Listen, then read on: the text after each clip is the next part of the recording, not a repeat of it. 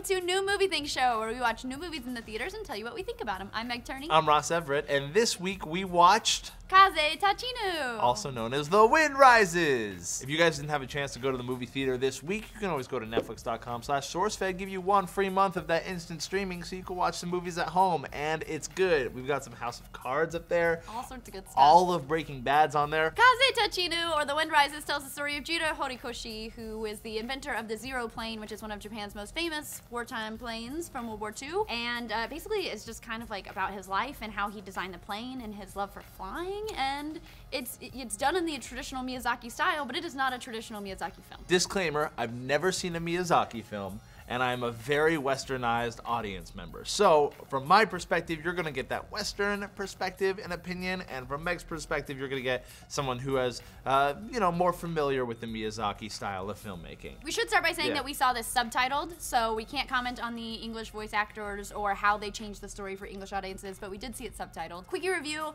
if you like Miyazaki, please see this. It's his last film. You're gonna wanna see it, but go in knowing that you're not gonna get a traditional Miyazaki film. There's not gonna be that fanciful, like, fantasy, like all those huge colors that he uses. It's going to be very grounded in reality because it's about a real person. So keep that in mind or you will be disappointed.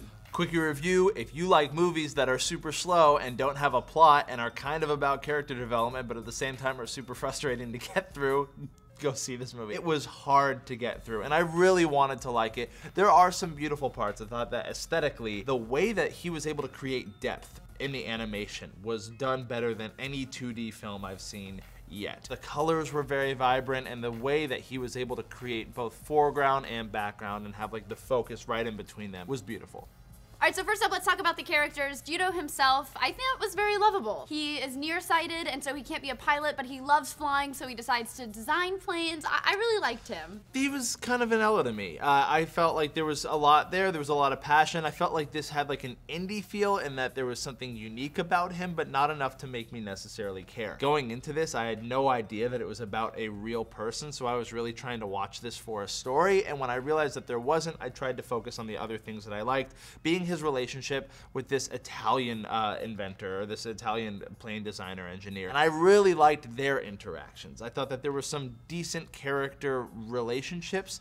However, the movie as a whole left me wanting a lot more. Giovanni Caproni is the designer that Ross is referencing, that he talks to in the film in his dreams, and he reminded me a lot, for Miyazaki fans, of the Baron.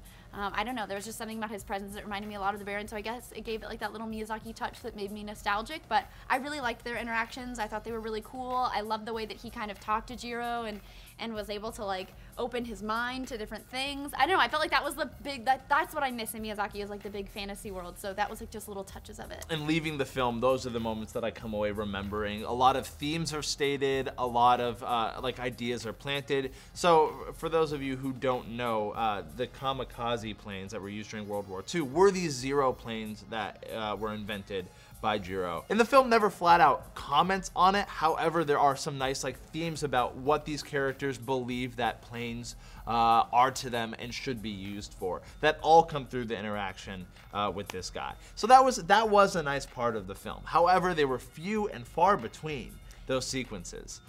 Most of it was spent about this aging, the journey of Jiro, and I felt like the passage of time was very unclear. As a Western audience member, I will admit that there were times that I zoned out, and I had to like snap myself back into it and be like, I need to pay attention and watch this. Not that if you do zone out, you'll miss the idea of the film. You'll be able to follow it, but it was one of those things where I knew, like, especially if I'm gonna sit down here and talk to you guys about it, I want to be able to articulate why I didn't like it. I think Ross brings up a really good point in that Western audiences are gonna lose out on some of the things that I think Miyazaki was really trying to convey with this film. He touches on a lot of different things, like the big earthquake that happened in Japan. For us, that's not a big event that we really know about, so it wasn't something we were hugely affected by. It's like, oh, I don't know if this is like a really huge event. I mean, you kind of get the grand scale of it eventually, but it's not something that speaks to us immediately, like, oh yeah, that's what that's gotta be. Also, that there was a tuberculosis outbreak that devastated a lot of Japan. That's talked about in the film, but it's not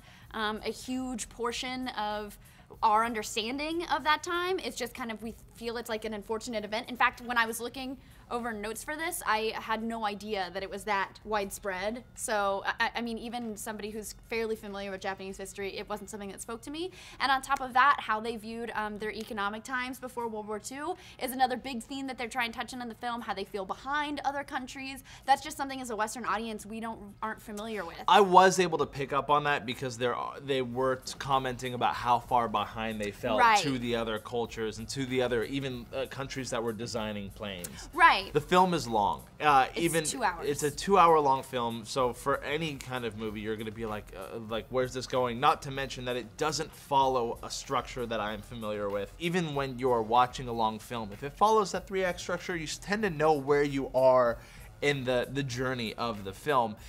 I found myself wishing I knew how much time was left. I think if you're a Miyazaki fan, you're definitely going to want to see this. I always see it subtitled, so I recommend seeing it subtitled. But do know going in that if you do your homework, you're going to be a lot more fulfilled. And if you don't go in expecting a typical Miyazaki film, this is not a Spirited Away, this is not a Princess Mononoke, know that going in and you won't be disappointed. I'm going to give this film a 7 out of 10. As a Western audience, if you're looking to get outside of your comfort zone a little bit, I'd recommend going to see this. However, if you want to feel comfortable, if you want to just turn off your brain and watch something, this is not the film for you. From that point of view, I'm going to give this film a 4 out of 10. I want to rate it low just because I don't want people thinking that if you share my point of view, you're gonna go in and like it. You will not. You'll notice that we are probably being a little fragile with this because I want to be respectful of the culture and what there is, and I definitely found that I learned a lot from watching it. However, the experience was not a pleasant one, and I think that there are both sides to that need to be shared with you guys. No, definitely. I think it's really valid because there are a lot of people who aren't like huge into Miyazaki, and even people who are huge into Miyazaki, I think there are going to be people who don't find this that enjoyable and who are a little afraid to say that because Miyazaki is such a household name to us, but you know, there are people out there who are not going to find this film enjoyable, and it's totally okay to say that. We're not the only ones who reviewed this film. Right now on IMDb, it has an 8.1 out of 10. On Rotten Tomatoes, it has an 87% from critics and an 82% from the user. So the people did like it. Yeah, absolutely. And to sum it all up, I saw this quote online that I thought was really fitting for the movie. It said, "The Wind Rises is unmistakably an old man's movie," and I think that kind of defines what this film may be to some people. So don't forget, if you can't make it to the movie theater this weekend, you can always go to netflix.com/SourceFed to get a free month of instant streaming, and then you can join us on our other movie show, Movie Club. I'm Meg Turney. I'm Ross Everett, and we'll see you guys at the movies. They say that, though. We can't say that. We can't say door closing either. Yeah.